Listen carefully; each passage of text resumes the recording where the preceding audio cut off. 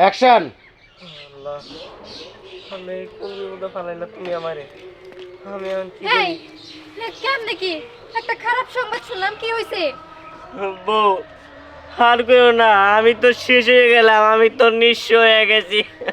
মানে আমার পার্টনার আমার সব টাকা নিয়ে বিদেশ পলায় গেছে, আমি নিঃস্ব।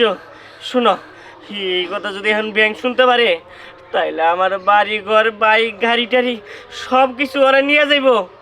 বউ, তুমি একটা কিছু করো। তোমার না বাবার বাড়ি জায়গা সম্পত্তি আছো, ওগুলা বিক্রি করে আমার টাকা দাও।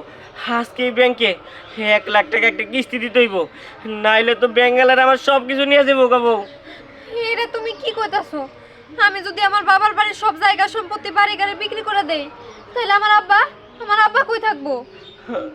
তাও তো ঠিক বলছো, কিন্তু হ্যাঁ আমি কি করি? আমার কাছে একটা টাকাও নাই, সব আমি নিঃস্ব হয়ে গেলাম বউ। দেখো, তুমি কোনো চিন্তা করো না, একটু শান্ত হও, আল্লাহর উপর ভরসা রাখো, দেখবা সব ঠিক হয়ে যাব।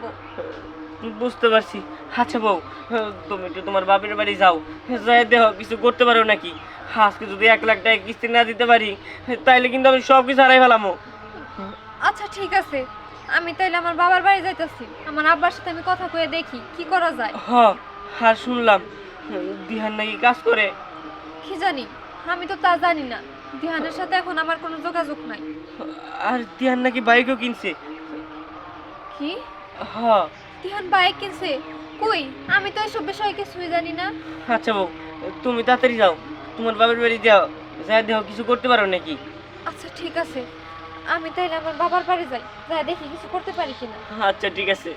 ঠিক আছে। আল্লাহ, এটা কোন মুসিবতে ফালাইলে আমারে, আমার এখান থেকে উদ্ধার করো আল্লাহ।